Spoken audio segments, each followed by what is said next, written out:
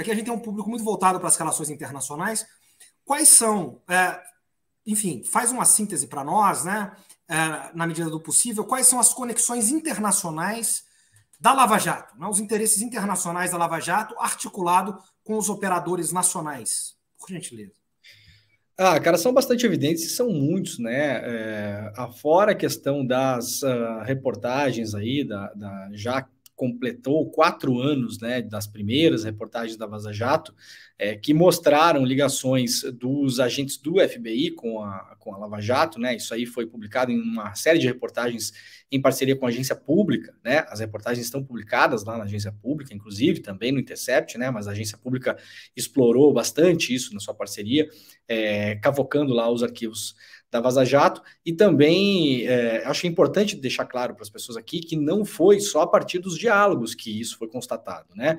O Intercept recebeu uma outra leva de documentos que não fazem parte dos arquivos das famosas mensagens, né, dos procuradores, que são arquivos dos Estados Unidos, né, arquivos oficiais, originais, né, documentos dos Estados Unidos, não são conversas, são documentos chancelados, oficiais dos Estados Unidos, que foram recebidos pelo Intercept já muitos meses depois que a Lava Jato começou, e aqueles documentos, na verdade, que possibilitaram a publicação daquela série de reportagens. O que são aqueles documentos, né, que são públicos já desde 2020, né, desde o começo de 2020. O Intercept recebeu, se não me engano, isso no começo de 2020 e publicou as matérias logo depois, ali em final de fevereiro, começo de março. São documentos que mostram, de fato, as viagens e as reuniões dos agentes do FBI para o Brasil. Né? Isso aí já faz um bom tempo, então não lembro exatamente o número de agentes, se eram 14 ou eram 19, era uma coisa assim, mas era mais de uma dezena de agentes.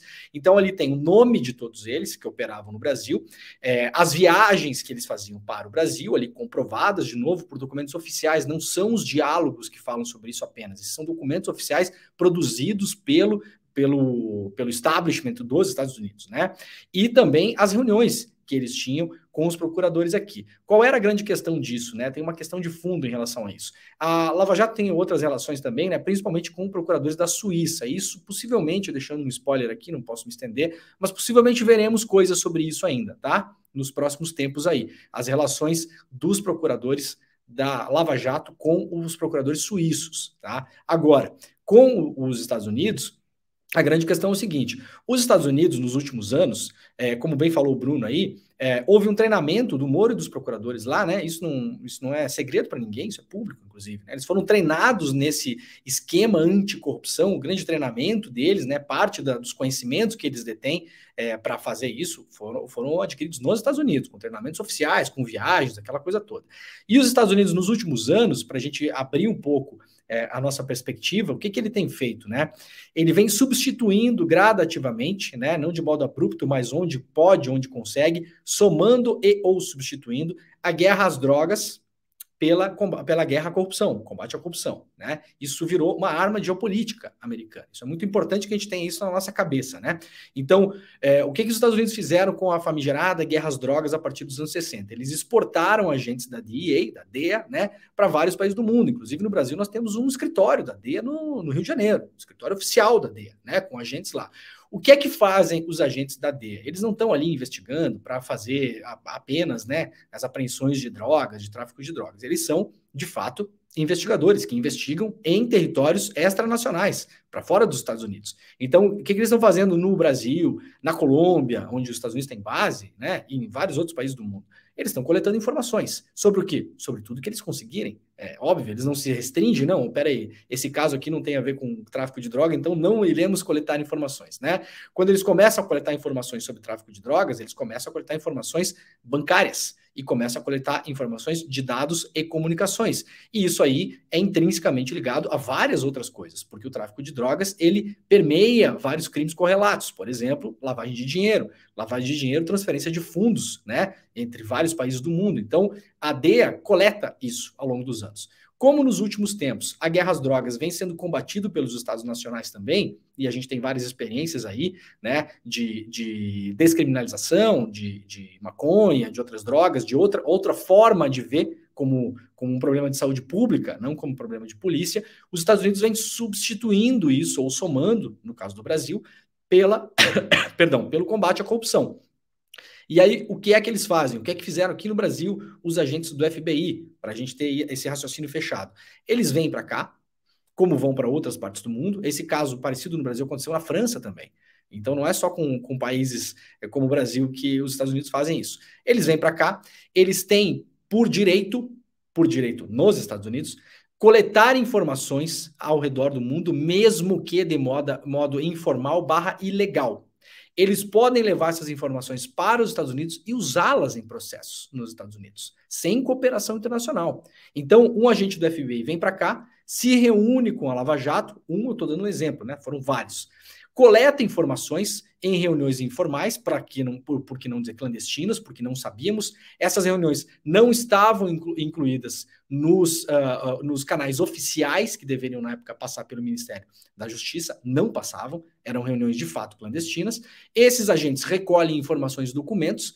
Isso é ilegal por parte da cooperação brasileira, quando não é feita pelos canais oficiais, mas para os agentes do FBI, não. Eles colocam isso debaixo do braço, levam embora. O que é que fizeram com isso nos Estados Unidos, prioritariamente? Duas coisas. Processos contra Petrobras e Odebrecht. Na prática, o que foi que aconteceu? Acordos com essas duas empresas. Na prática, o que é que aconteceu? Pegaram dinheiro brasileiro de um esquema de corrupção que aconteceu no Brasil, né? E ninguém nega o que aconteceu dentro da Odebrecht e da Petrobras. O que está se debatendo é o modo de combater isso e o uso disso como arma geopolítica.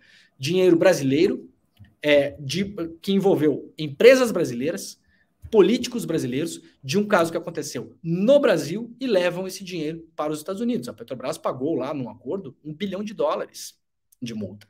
Esse dinheiro era nosso e ele foi transferido para os contribuintes americanos. Então, o que é que os Estados Unidos vem fazendo nos últimos anos no mundo todo e fizeram isso no Brasil? Isso está documentado e comprovado.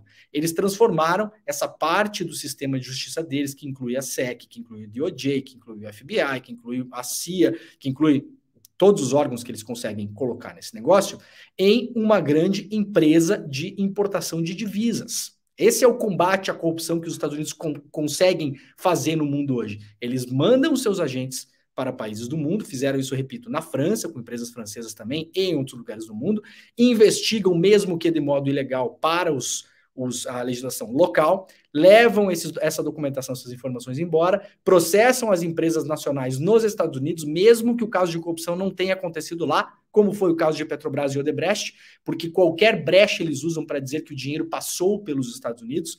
Então, se tocou num banco em Delaware $1, se passou alguma informação pelos Estados Unidos, eles falam, opa, passou por aqui, aconteceu aqui também. Pegam o nosso dinheiro e levam para os contribuintes americanos. É uma grande empresa de patriação de divisas, esse combate à corrupção que os americanos fazem ao redor do mundo. Para finalizar, como consequência óbvia e imediata, os americanos, os estadunidenses fazem em países como o Brasil o que não fazem com suas próprias empresas. Estrangulam as empresas e, se possível, destroem as empresas locais, porque, claro, Petrobras e Odebrecht eram grandes empresas globais. A Odebrecht era uma das maiores prestadoras de serviços de engenharia pesada do mundo, concorria diretamente com as empresas americanas. Então, é claro que, como interesse colateral, mas não menos importante, se você puder quebrar essa empresa e abrir concorrência, é tanto melhor. E aí, só para fechar por último mesmo, qual que é o interesse terciário nisso em governos ultraliberais, para não dizer de extrema-direita, fascistas, etc. e tal, como o governo do senhor Paulo Guedes, no caso, né? Depois que você quebra empresas, por exemplo, num setor estratégico como engenharia pesada, e você não tem mais empresas no Brasil para concorrer, por exemplo, em licitações públicas, qual o interesse terciário que o Paulo Guedes gostaria de fazer no segundo governo Bolsonaro?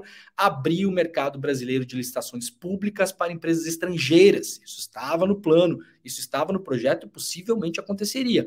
Qual seria a grande desculpa para isso? Precisamos fazer aqui pontes, precisamos construir refinarias, precisamos fazer viadutos e não temos mais empresas locais brasileiras capazes de fazer essas obras. Então nós precisamos abrir para o mercado estrangeiro e aí as empresas gringas viriam todas para cá para, de novo, mais uma vez, tomar o nosso dinheirinho, né? Então, geopoliticamente falando, muito o pano de fundo do que a gente viu ali na Vaza Jato estava por trás toda essa história, né?